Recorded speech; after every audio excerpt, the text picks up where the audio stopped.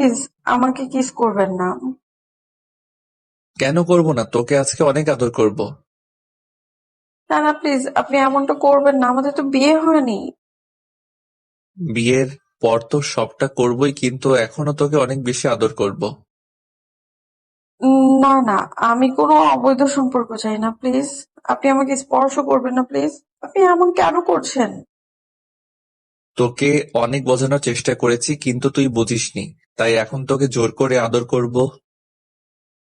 আমি কি অন্যায় করেছি যে আপনি আমার সাথে এমনটা করছেন, আমাকে এখানে তুলে এনেছেন? তুই কিছুই করিসনি, কিন্তু আমাকে ভালোবাসিস না কেন? আজকে আমি জোর করে ভালোবাসাটা আদায় করে নিব। জোর করে কিন্তু ভালোবাসাটা হয় না, শুধু দেহের চাহিদাটা মেটানো যায়। সেটা আপনি খুব ভালো করেই জানেন। তুই আমাকে যা বলার বল, তারপর আমি শুধু তোকেই ভালোবাসি আর তোকে বউ হিসেবে চাই। আমি তো আপনাকে ভালোবাসি না, আর আপনি সবটা জোর করেই করতে যাচ্ছেন। প্লিজ ছেড়ে দিন না আমায়, এমনটা করবেন না। আজকের কোনো ছাড়াছাড়ি নেই। তোকে অনেক বোঝানোর চেষ্টা করেছি, আর তুই আমার কথাটা বোঝার চেষ্টাই করিস না। ইভেন আজকে 2টা বছর যাবত আমি তোকে পাগলের মতো ভালোবাসি। তোর সব অপমান অবহেলা সহ্য করে নিয়েছি, তুই বোঝার চেষ্টাই করিস না। আমি আপনাকে ভালোবাসি না, আপনি কেন বুঝতে চাইছেন না? সত্যিকারের ভালোবাসি তো, এজন্য ভালোবাসিস না, তাই না? কেউ যদি তোর শরীরটাকে ভালোবাসতো আর এই শরীরটাকে নোংরা করে দিত, তাহলে তার মায়ায় পড়তি। 2 দিন পর ঠিকই কোনো নেশাখোরের সাথে রিলেশনে যাবি আর নিজেকে নোংরা করে ফেলবে। কিন্তু আমার পবিত্র ভালোবাসাটাকে তোর কাছে তুচ্ছ মনে হচ্ছে, তাই না? আপনার ভালোবাসাটা যদি পবিত্র হতো, তাহলে আপনি আমাকে অবৈধভাবে স্পর্শ করতে পারতেন না। আপনি আসলে একটা নোংরা মানুষ। আমি তোকে পবিত্রভাবেই ভালোবাসতে চেয়েছিলাম, তাই এত ভালোবাসার পরও তোকে প্রপোজ না করে বাসায় বিয়ের প্রপোজাল পাঠিয়েছিলাম, কিন্তু তুই সেটা রিজেক্ট করে দিয়েছিস। তারপর যখন প্রপোজ করলাম, তুই আমাকে সবার সামনে অপমান করেছিস। 2টা বছর তুই আমাকে ইগনোর করেছিস। এটা কি তোর জন্য অন্যায় ছিল না? তার উপর এখন বলছিস অপবিত্রভাবে তোকে ভালোবাসতে চাইছি।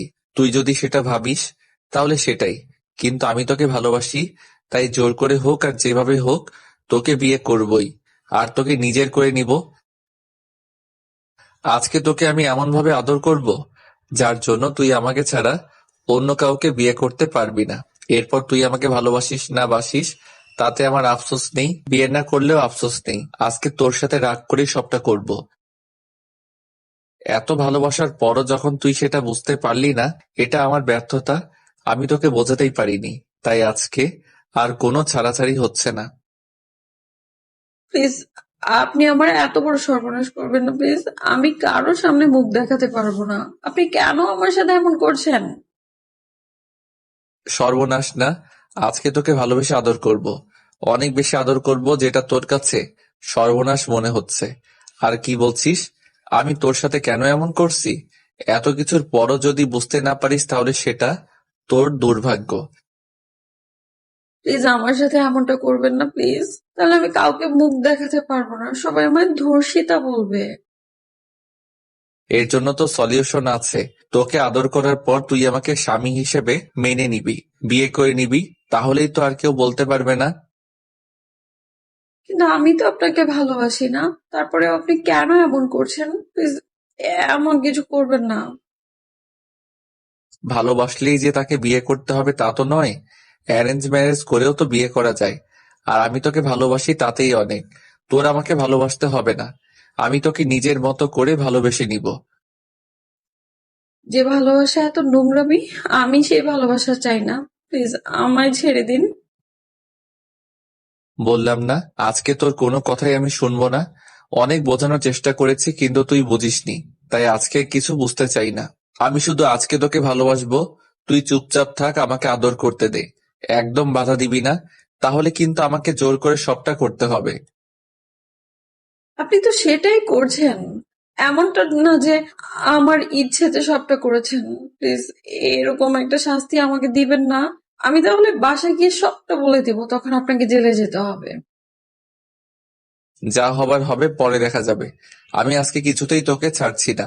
আজকে তোকে ভালোবেসে পরিপূর্ণ না করে দিয়ে আমি শান্ত হব না। আজকে তোর নেশা আমার মাথায় চেপে বসেছে। তুই কেন আমাকে ভালোবাসিস না? আমার কি নেই? আমি বাজে ছেলে? কোনো নেশা করি? অন্য কোনো মেয়ের পেছনে পড়ে আছি, অন্য কাউকে ভালোবাসি, যার জন্য তুমি আমাকে ভালোবাসিস না? আমার মধ্যে কোনো বাজে নেশা নেই। কেউ বলতে পারবে না আমাকে কখনো বাজে কাজ করতে দেখেছে। তাহলে তুই আমাকে কেন ভালোবাসতে পারবি না? নাকি আমার চেহারা খারাপ বা যে কোনো অভ্যাস আছে, বলো? না না, আপনি অনেক ভালো, প্লিজ। তারপরও এমন করবেন না আপনি, প্লিজ। এমনটা করতে হয় না। আমি জানি আপনি আমার সাথে এমন কিছুই করবেন না, তাই না? আপনি আমাকে শুধু ভয় দেখাচ্ছেন, তাই না? বলেন। আমি তো বলছি আমি আপনাকে ভালোবাসি না। ব্যাস, আর কোনো কথা নয়। আমি যেটা বলছি সেটাই। আমি তোকে এখন আদর করব। সব স্বইচ্ছায় দিবি নাকি আমাকে সবটা জোর করেই করে নিতে হবে? করবেন না, তাহলে তো আমি কারোর সামনে মুখ দেখাতেই পারবো না। সবাই আমায় ধর্ষিতা বলবে। তুই আমার বউ হয়ে যাবি, তাহলে এবার তোকে ধর্ষিতা বলতে পারবে না। স্বামী স্ত্রীর মাঝে কোনো ধর্ষণ হয় না। যেটা হয় সেটা ভালোবাসা। আর তুই আমার সাথে থাকতে থাকতে ভালোবাসাটা একটা সময় হয়ে যাবে। অ্যারেঞ্জ ম্যারেজে কিন্তু ভালোবাসা থাকে না, তারপরও মানুষ বিয়ে করে। বিয়ের পর ঠিকই ভালোবাসা হয়ে যায়। আজকে আমি তোকে আগে ভালোবাসবো, তারপর বিয়ে করে নিব। এখন তুই যদি না চাস বিয়ে করতে, তাহলে সেটা তোর পার্সোনাল বিষয়। এমনিতেই তোর উপর আমার প্রচন্ড রাগ জমে আছে। তাই আমি তোকে বিয়ে না করলেও আমার সমস্যা নেই, সেটা তোর ইচ্ছা। রিয়াজ কথাটা বলেই তুষির কাছে এগিয়ে গেল। তারপর যখনই ওকে নিজের কাছে টেনে নিতে যাবে, তখন তুষি রিয়াজকে ধাক্কা দিয়ে ফেলে দিতে গেলে রিয়াজ ওকে ঠাস করে একটা থাপ্পড় মেরে দিল। টাল সামলাতে না পেরে বিছানার উপর পড়ে গেল। রিয়াজ তুষির কাছে যেতে গেলে ও পেঁচাতে লাগলো।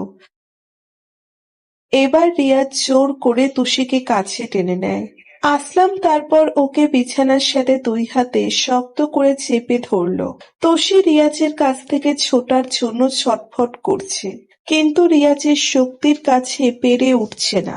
একটা সময় রিয়াজ রাগী কণ্ঠে বলতে লাগলো, আজকে তোকে অনেক ভালোবাসবো। রাগ করে হলেও তোকে ভালোবেসে পরিপূর্ণ করে দিব।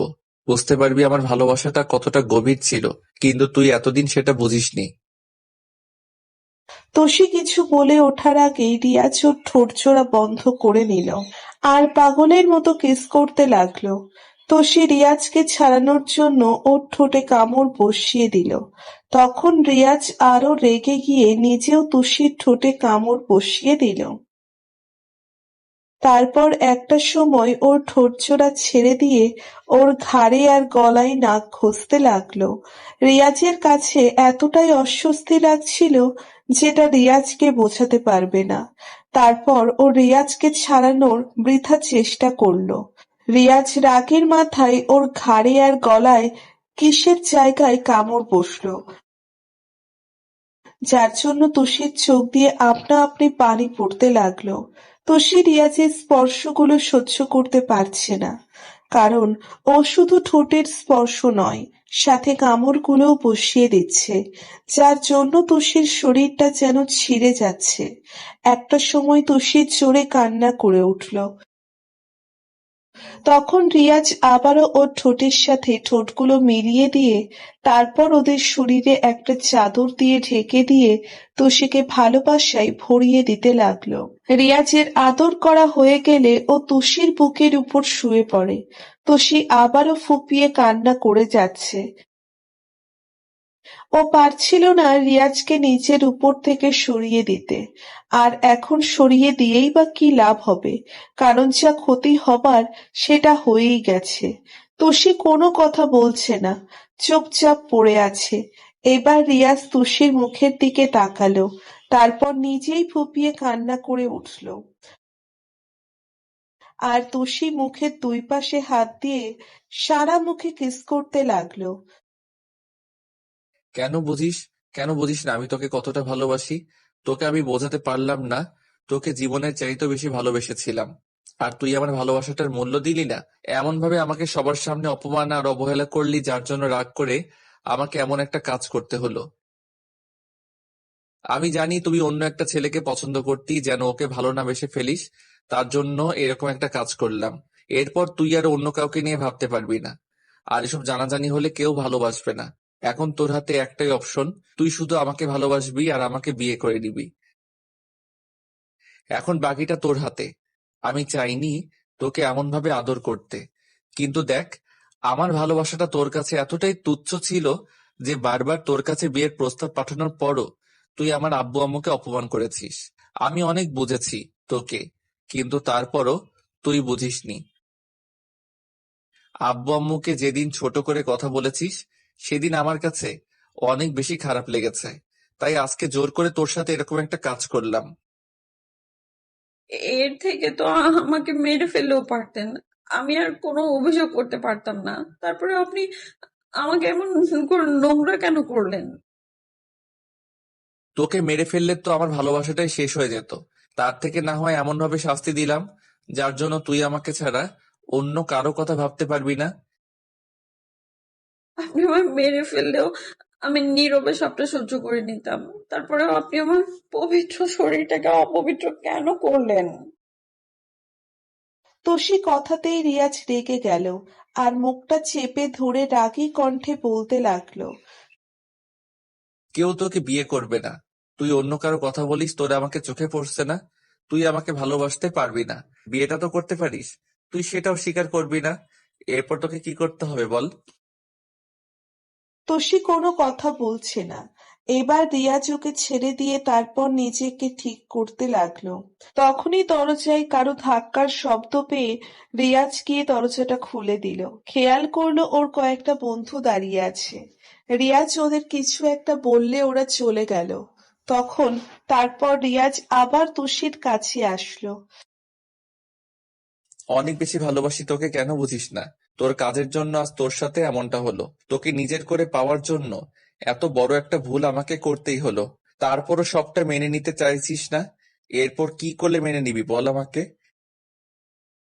নাকি আমি মরে গেলে হয়তো তুই বিশ্বাস করবি, তাই না? তাহলে সেটাই করব। তারপরও একটাবার আমাকে ভালোবেসে দেখ। তো সে কথা বলছে না, বারবার ফুঁপিয়ে কান্না করে যাচ্ছে। ও বিছানায় হাঁটু গেড়ে বসে দুই হাতে হাত ভাঁজ করে রেখেছে আর কান্না করে যাচ্ছে। তোষির এমন কান্নাটা রিয়াজের সহ্য হচ্ছিল না। তখনও গিয়ে তোষির পা গুলো জড়িয়ে ধরলো আর বলতে লাগলো। একটাবার আমাকে বিয়ে করে নে দেখ। আমি এরপরও তোকে বিয়ে করতে চাইছি। অন্য কোনো ছেলে হলে তোকে বিয়ে করতো না। ঠিকই তোর সাথে এসব করে তারপর নোংরার মতো তোকে ছুঁড়ে ফেলে দিয়ে চলে যেত। তারপর আমি তোকে ভালোবাসি, তুই কেন বুঝতে চাস না? আমি তোকে কত বেশি ভালোবাসি, একটু বোঝার চেষ্টা করিস না তুই? আপনি আমার সাথে যেটা করলেন, এরপর আপনাকে অনেক শাস্তি পেতে হবে। এর জন্য সারা জীবন আপনাকে পস্তাতে হবে। দেখেন, আমি কখনো আপনাকে মাফ করবো না, কখনো না। মাফ করতে হবে না, তুই শুধু আমাকে বিয়ে করে নে। দেখ, আমি তোর সব কথা শুনতে রাজি। তুই শুধু আমার কাছে থাক, আমার বুকে থাকবি। দেখিস, যখন তুই আমার বাবুরাম্মু হয়ে যাবি তখন ঠিকই তুই আমাকে ভালোবাসবি। আর আমি জানি এরপর তোর গর্ভে আমার বেবিটা চলে আসবে, তোর উপায় থাকবে না আমাকে মেনে নেওয়া ছাড়া। রিয়াজের কথাতে তুষি অনেক অবাক হয়ে গেল। তারপর কাঁপা কাঁপা কণ্ঠে বলল। আপনি এত কিছু কি করে জানেন? আমি এই সুযোগটারই অপেক্ষায় ছিলাম। আর যাকে ভালোবাসি তার সম্পর্কে এইটুকু জানতে পারবো না? আমি সবই জানি। আর তোর আব্বু আম্মু আমাদের বিয়েতে রাজি আছে। প্লিজ আমাকে বিয়েটা করে নাও। না হলে যদি আমার বেবিটা তোমার মধ্যে চলে আসে তখন তোমাকে অনেক অসম্মানের মুখে পড়তে হবে। তুই তো বেবিটাকে ফেলে দিতে পারবি না, ওর তো কোনো দোষ নেই। তুমি ওকে ফেলে দিতে পারবে বলো? জান, তুমি যত পারো আমাকে শাস্তি দাও, তারপরও বিয়েটা করো নাও। তারপরও বিয়েটা করে নাও। আমি তোমাকে ছাড়া বাঁচতে পারবো না, সত্যি মরে যাব। এর মাঝে রিয়াজ বন্ধুরা একটা কাজে নিয়ে চলে আসে। তারপর দরজা ধাক্কা দিতেই রিয়াজ আবার দরজা খুলে দেয়। রিয়াজ আবারও যখন তুষির পা গুলো জড়িয়ে ধরতে যাবে তখনও পা গুলো সরিয়ে নিল। তারপর রিয়াজের বন্ধুরা এসে তুষিকে বোঝাতে লাগলো। রেয়াজ কান্না করে যাচ্ছে। তখন তুষির মনে হলো ও যে ভুলটা করেছে তার মাসুলটা ওকেই শুধরাতে হবে। তাই তুষি ভাবলো যে রাগ অভিমান করে লাভ নেই। রেয়াজ যে কাজটা করেছে এরপর বাইরে জানাজানি হলে কেউ ওকে আর কখনো বিয়ে করবে না। তাই তো সে অনেক ভেবে চিন্তে বলতে লাগলো, এই জন্য আমি আপনাকে পরে শাস্তি দিব, কিন্তু আমি এক্ষুনি আপনাকে বিয়ে করতে চাই। আমি তো সব কথা শুনতে রাজি, তারপরও শুধু তোকেই ভালোবাসি। প্লিজ বিশ্বাস করো, আমি তোকে ছাড়া বাঁচতে পারবো না। তাহলে আমাকে এক্ষুনি বিয়ে করে নিতে হবে। আর আপনি আমাকে স্ত্রীর অধিকার দিবেন। বাসায় গিয়ে কি বোঝাবেন সেটা আপনি জানেন।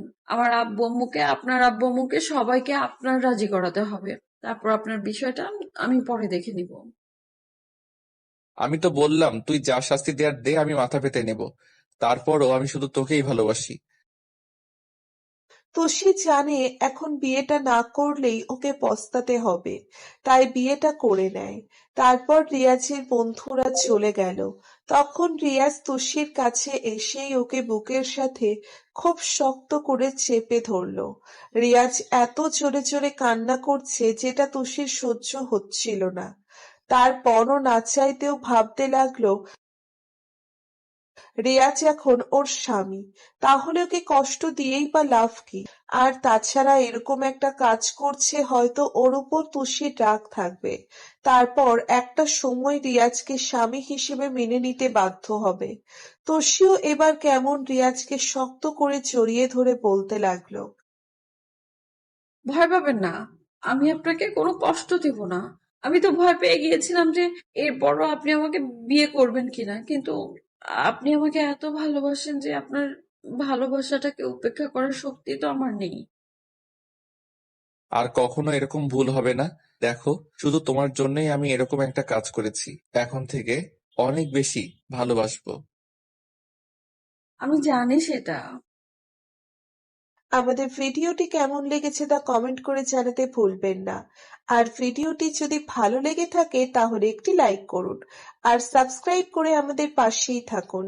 ধন্যবাদ সবাইকে আমাদের পাশে থাকার জন্য। আল্লাহ হাফেজ।